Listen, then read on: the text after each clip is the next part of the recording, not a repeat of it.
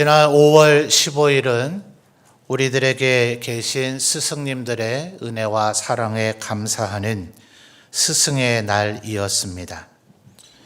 그래서 교회도 전통적으로 5월 셋째 주일을 우리의 스승 되신 분들에게 감사의 마음을 기억하는 스승의 주일로 지키고 있습니다.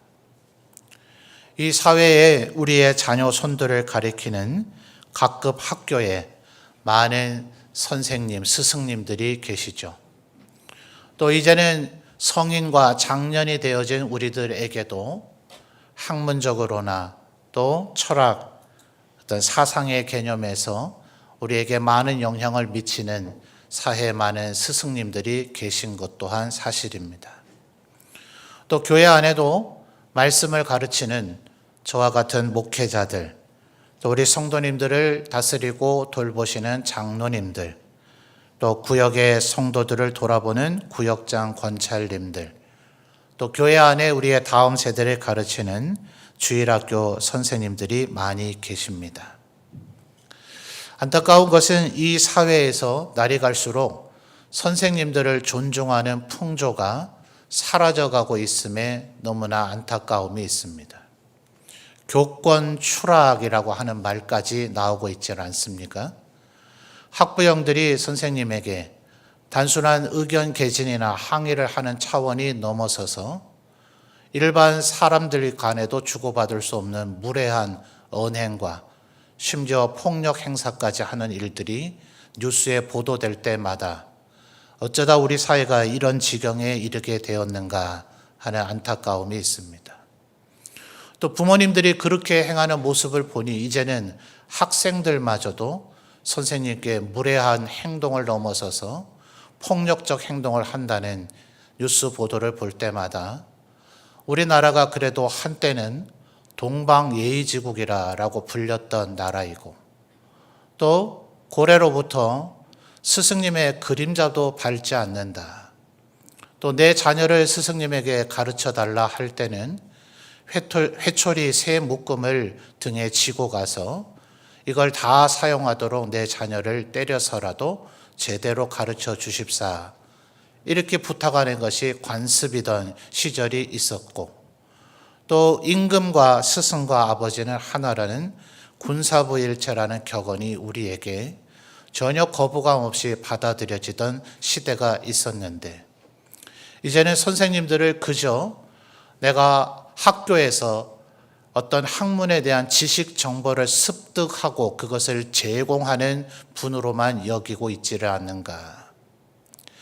아직까지 그래도 교회 안에는 목회자들이나 장로님들이나 주일학교 교사 선생님들을 존중하고 존경하는 풍조가 아직은 살아있다 하겠으나 여러분, 성경의 원리는 하나님께서 우리의 부모를 누군가에게서 우리가 태어날 것인가, 모든 것을 창조하고 다스리고 섭리하고 계신 하나님께서 우리의 부모님에게서 내게 태어나게 하셨죠. 그런 원리를 따라 성경은 일관되게 얘기하기를 고대의 왕들을 세우시는 주권자들, 권력 있는 자들을 세우시는 것도 결국 하나님의 섭리이다. 좋은 왕을 세우든 혹은 악한 왕을 그대로 허용하시든 간에 하나님의 적극적이든 혹은 소극적이든 하나님의 섭리이다 하는 것이죠. 창조주 하나님께서 창조하시는 방법이 얼마든지 다른 방법을 택하실 수도 있어서 우리를 장성한 성인으로 부모에게서 태어나게 만드시는 것도 불가능할 일은 아니지 않겠습니까? 굳이 어린 때로부터 작게는 20살 성인에 이르기까지 더 심오한 학문을 연구하려면 30이 넘어까지 무언가를 배우고 익혀야만 한 영역의 전문가가 되는 학습의 과정을 우리에게 허용하지 않으시고 태어날 때부터 하나님의 모양과 형상으로 우리를 지으셨고 하나님께서 지혜의 근본이시니 우리가 더 이상 배울 것이 없는 지혜로운 자로 왜 만들 재주가 하나님께 없으셨겠어요? 그런데 우리가 부모님의 자녀로 태어나서 어릴 때부터 부모님의 돌봄이 없으면 절대로 생존할 수 없는 아기로 태어나게 하시고 우리의 선진들을 통하여 무언가를 배워야 되는 스승과 제자의 관계로 만드시고 이 세상의 질서와 하나님의 창조 섭리들을 이루도록 하기 위하여 각 나라와 또 제도와 사회 조직을 하게 하셔서 그곳에 리더들을 세우신 모든 것들은 결국 하나님의 뜻이다. 그런데 이런 것들이 무너지기 시작을 하면 결국은 그 여파가 교회 안으로 들어와서 하나님의 말씀도 하나님의 진리의 말씀이 아닌 때로는 내가 참고할 수도 있고 무시할 수도 있는 내게 유익이 있을 때만 참고해도 되는 그저 조언의 말씀 정도로 여겨지게 되지 않을까 하는 두려움이 있는 것입니다. 안타까운 것은 소위 언론이라고 하는 것이 이제는 입법, 사법, 행정 혹은 헌법재판소를 넘어서서 그들을 또 견제할 수 있는 제5의 권력기구라고도 사회에서 이야기를 하고 언론의 독립성에 대해서 많이 얘기하고 있으나 과연 그 언론의 모든 프로그램들을 제가 지켜볼 때에 과연 이 사회를 바른 방향으로 계몽하고 인도하기 위한 역할을 하고 있는가? 결혼과 가정의 가치를 소중히 여겨서 그것을 오히려 장려하고 있는가? 아니면 그냥 혼자 살아라, 애기 낳지 말아라, 너 자신만을 위해서 살아라, 차라리 이혼도 해서 너의 존귀함을 스스로 지켜내라, 오히려 이런 생각들을 더 부추기고 있지는 않은가? 그러니 우리 예수 믿는 사람들이라도 이 우주 만물을 창조하시니가 하나님이시라는 걸 기억하셔서 여러분도 누군가의 학교, 사회에서도 스승님이시거나 학부형이시거나 할 터이니 우리 자녀들을 가르치는 선생님들을 우리 고래의 좋은 미풍과 전통에 따라 그들을 존중하며 존경하는 하나님께서 그들을 세우셨음을 기억하며 우리의 좋은 전통들이 계속 이어가도록 그렇게 살아가시는 우리 성도들이 되시기를 바랍니다. 특별히 오늘은 스승의 주일이니 교회 안에서도 열거해드린 그 스승님들에게 여러분 세상의 가치와 학문들은 때로 미흡하더라도 또 다른 영역에서 우리가 두각을 나타내며 살아갈 수 있지 않아요? 우리 모두 다가 영어 수학의 전문가는 아니지 않습니까? 그거를 잘 못해도 내 재능과 은사에 따라 내가 무언가를 잘한다면 그것 가지고 이 사회 일원으로서 얼마든지 살아갈 수 있지 않아요. 그러나 신앙의 교육은 그렇게 선택의 영역이 아니죠.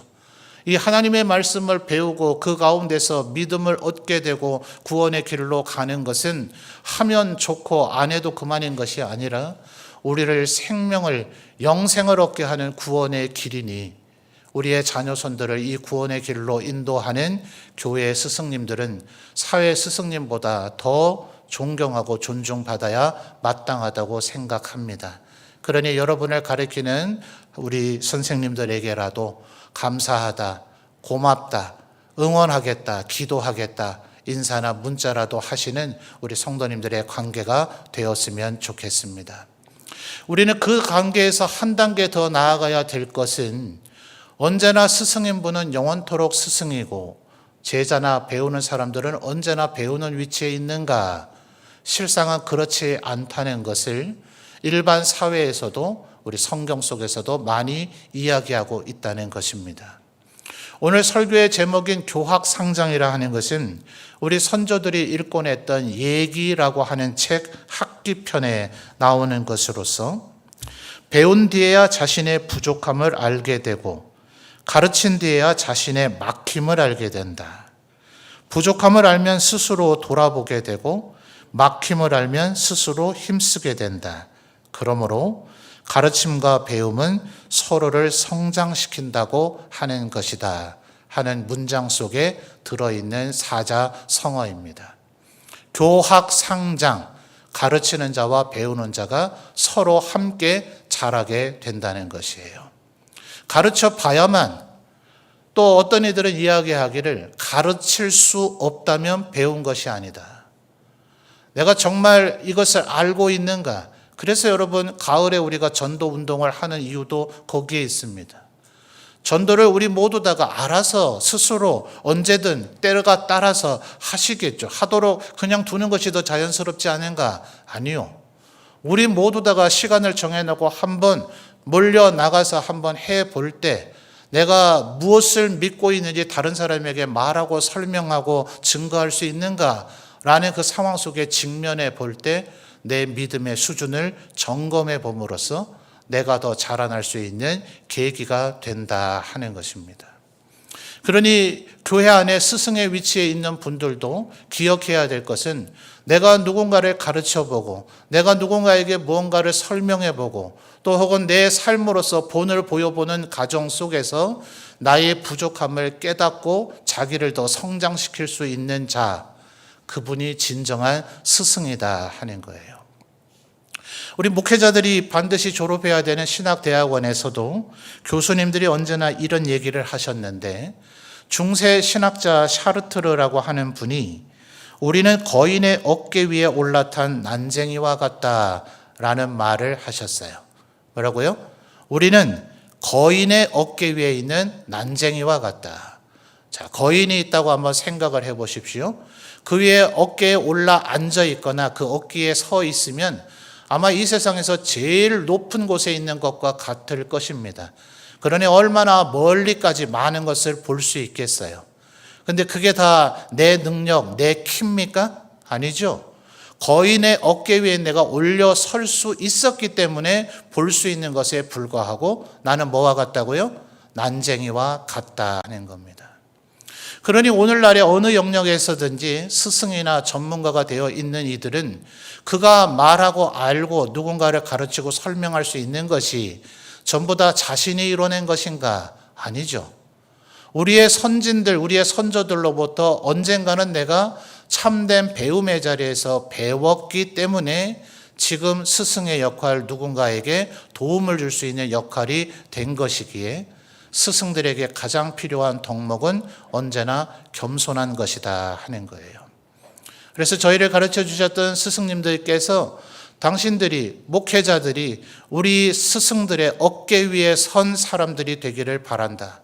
우리보다 못해서는 안 된다. 우리에게 배운 것을 가지고 한 단계 더 나아가서 더 좋은 것으로 가르치는 스승이 되어야 된다. 이런 개념을 얘기하고 있는 것이 청출어람이라고 하는 단어도 있죠. 청색에서 뽑아냈지만 오히려 그 뽑아낸 것으로 염료를 만들어낼 때 원재료보다 더 푸른빛을 띠게 됐다 하는 것입니다. 저 개인적으로도 목회자셨던 아버지로부터 어릴 때부터 배운 것을 그대로 답습하고 있는 것이 아닌가. 나는 난쟁이가 아니라 그저 한 장, 한 치밖에 되지 않은 종이 한 장이 지나지 않는가. 내 스스로 이룬 것이 무엇 있는가. 모든 선진들, 스승님들의 책, 그분들의 가르침, 그분들의 경험을 그저 지금 앵무새처럼 되뇌고 있는 것이 아닌가 하는 생각이 되어집니다. 또 때로는 신앙생활을 처음 하거나 어린 자녀들에게서 신앙의 본질에 대한 이야기를 들을 때 처음 뭔가를 배우는 분들은 마치 스펀지가 물을 빨아들이듯이 모든 것을 우리보다 더 급속히 빨아들이지 않습니까? 우리를 한번 스펀지라고 생각해 보세요. 마른 상태에 있던 스펀지가 처음 물을 만날 때는 엄청난 속도로 어마어마하게 많은 것을 빨아들일 겁니다. 그런데 수분이 충분히 있는 스펀지가 더 이상 물을 빨아들이겠습니까? 그러니 어쩌면 신앙생활한 지 오래된 우리들은 이제 뭘 다 알고 있다, 내가 이제 충분히 수분을 함유하고 있다 싶어서 우리는 더 이상 성장하기를 멈추고 있지는 않은가. 익숙하게 알고 있기는 하나 그걸 다 지킬 수 있는 인간이 어디 있는가 하며 나는 여사로 무시하던 것을 처음 믿는, 학습 세례도 받지 않은 분들이 예수 믿으면 이래야 된다면서요 라는 얘기를 간혹 하게 될 때에 아, 그렇구나. 가장 기초적이고 본질적인 것조차도 때로는 내가 무시하고 지금 살고 있었구나 하는 것을 새삼 깨닫게 되지 않더냐 하는 겁니다. 신앙의 영역에서는 더더욱 그러하죠. 주님께서 뭐라 그러셨습니까? 먼저 된 자가 나중되고 나중된 자가 먼저 되게 될 것이다 했으니 신앙의 영역이 진실로 교학 상장이 아닙니까? 내가 오래 예수 믿었다 얘기하지 말고 내가 현재 목사다 얘기하지 말고 내가 그동안 얼마나 많이 가르쳤느냐 얘기하지 말고 처음 믿은 이들, 지금의 주일학교 학생들, 우리의 자녀 손들에게도 끊임없이 겸손한 자세로 배울 때 우리의 참된 스승이신 예수님이 기뻐하시는, 날마다 더욱 자라가며 성장하는 진정한 주님의 제자가 되어질 줄 믿습니다. 오늘 우리가 읽은 성경 말씀 속에서도 그 개념을 얘기하고 있지 않습니까? 2장 21절, 이미 제가 봉독했던 말씀이지만 우리 성도님들이 다시 한번 읽어봐 주실까요? 에베소서 2장 21절입니다. 읽어주세요. 시작.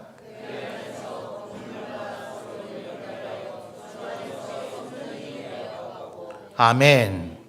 21절의 핵심 단어는 연결이기는 합니다만 사실상 더 중요한 단어는 서로입니다. 여러분, 일반적인 연결이라 하는 것은 볼트와 너트의 관계에서도 우리가 볼 수 있듯이, 앞으로 한번 보실까요? 그냥 이 한 팔이 이렇게만 잡아도 연결은 되지 않겠습니까? 반대로 이 오른팔이 왼팔을 이렇게만 잡아도 연결은 되겠죠. 그런데 지금 성경 21절이 얘기하고 있는 연결은 뭡니까? 서로입니다. 어떻게 해야 될까요? 이렇게 연결되어져야 21절 하반절에 뭐라고 합니까? 성전이, 그 다음 뭐죠? 되어 가고입니다. 성전이 됐다가 아니고 성전이 되어 가고는 현재 진행형입니다. 22절도 보십시오. 너희도 성령 안에서 하나님이 거하실 처소가, 그 다음 뭐죠? 되기 위하여, 이번엔 미래형입니다. 그리스도 예수 안에서 함께 또 뭐죠? 지어져 가느니라 라고 이야기하고 있어요. 그러니까 21절과 22절의 얘기는 뭐냐 하면, 우리가 그리스도의 몸이요, 그리스도의 성전이 되기 위해서는 절대로 나 혼자 해서는 안 된다. 서로 연결된 것처럼 내가 누군가를 가르치고 또 누군가에게는 배우고 하는 이 연쇄작용이 끊임없이 일어날 때, 그래서 교회 안에서는 일방적 스승이란 없습니다. 배우든지 가르치든지 둘 다 하든지.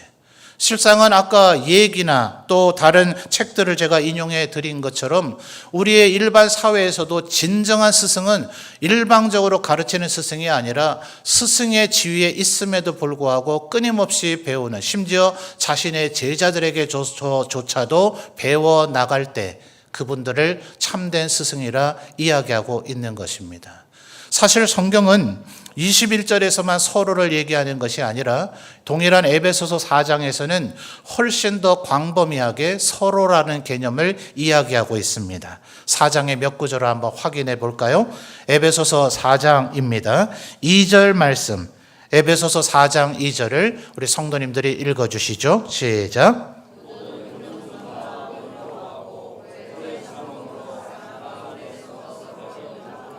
아멘. 하반절에 서로라는 단어를 확인하셨습니까? 서로 용납해야 된다. 4장 25절입니다.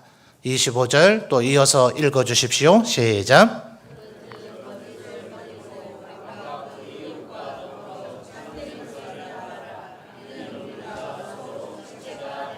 아멘. 하반절에서 뭐라고 얘기합니까? 이는 우리가 뭐예요? 서로 지체가 된단 말이죠. 누구는 지체이고 누구는 지체가 아닌가, 그렇지 않단 말이죠.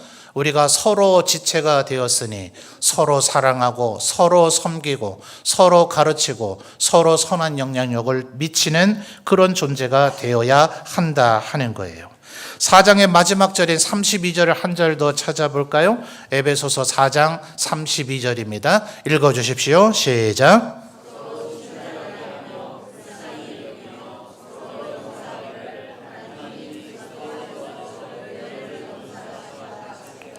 아멘. 32절에는 심지어 서로라고 하는 단어가 한 번 나온 게 아니라 두 번 나왔죠. 자, 2절과 25절과 32절 이러니 너무나 절들이 뚝뚝 떨어져 있어서 이것이 서로 연결이나 개연성이 있는 것인가 라고 성도님들이 생각하실 수 있겠는데, 에베소서 전체를 깊이 분석하고 묵상을 해보면 4장 전체는 2장에 이어서 서로라고 하는 단어가 강조돼서 4장에서 얘기하는 것들의 모든 것이 그리스도의 몸된 우리는, 그리스도의 지체가 된 우리는, 하나님의 형상을 닮아가고자 하는 우리는 끊임없이 서로에게 영향력을 미치며 연결되어져야 한다라고 얘기하고 있는 것입니다. 그 개념을 정확하게 지적하고 있는 것이 4장 16절입니다. 마지막으로 4장 16절을 에베소서 4장 안에서는 말입니다. 16절을 한번 읽어보실까요? 16절입니다. 시작.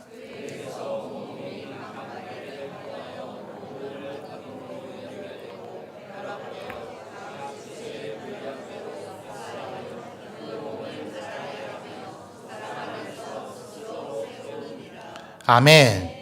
우리들이 아까 살펴봤던 2장 20절과 21절, 22절의 말씀을 4장 16절에서는 확대 재부연 설명을 하고 있는 것이라고 볼 수가 있습니다.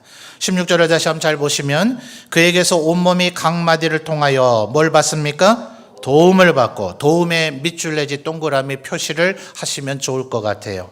그 다음 뭐가 되죠? 연결되고, 연결도 동그라미요. 그 다음 뭐 됩니까? 결합되어, 거기도 동그라미요. 각 지체의 분량대로 뭐 합니까? 역사할 때 네 가지가 나왔죠? 뭡니까? 도움, 연결, 결합, 역사. 이 단어 16절 속에서 서로라고 하는 단어가 나오지는 않았지만 지금 2장과 4장의 이 개념은 도움을 받고 연결되고 결합하고 역사하는 이것이 상호간의 작용인 서로가 되어야 온전히 이루어진다는 것을 얘기하고 있는 것입니다. 그러니 예수 믿는 우리는 끊임없이 누군가의 스승이 되어야 합니다. 그러나 우리의 참된 스승은 오직 그리스도시라는 것을 기억하며 스승된 자들에게도 언제나 겸손과 본인도 가르칠지라도 배우고자 하는 태도가 필요하다 하는 것입니다. 그래서 잠언 말씀에 이런 표현이 있습니다. 잠언 27장 한번 찾아볼까요? 잠언 27장 17절입니다. 앞에 스크린에도 나옵니다. 잠언 27장 17절. 성도님들 읽어주십시오. 시작.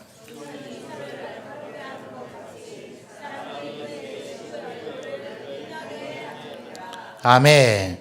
상반절에 철을 날카롭게 하는 것은 대장간의 모습을 묘사하고 있을 것입니다. 철로 되어 있는 망치로, 철로 되어 있는 모루 위에 재료가 된 철을 올려놓고 계속해서 두드리죠.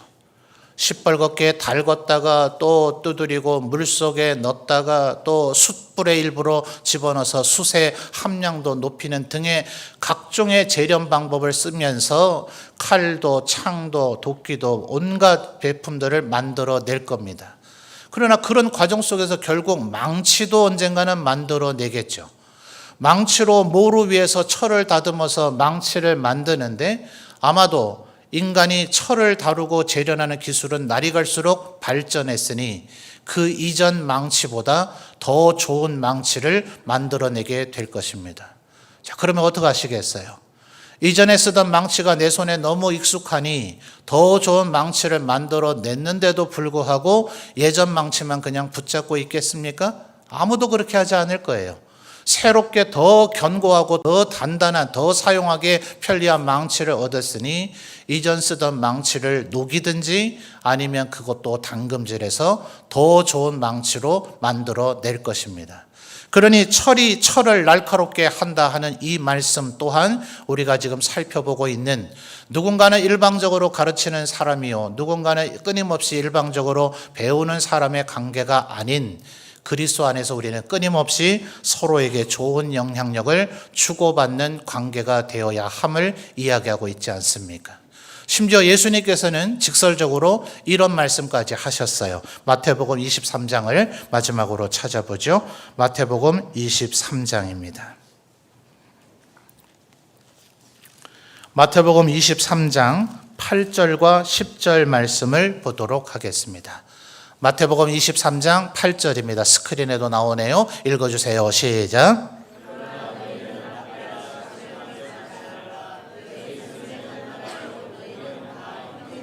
아멘. 이어서 10절 말씀도 읽어보겠습니다. 스크린에 나옵니다. 읽어주세요. 시작.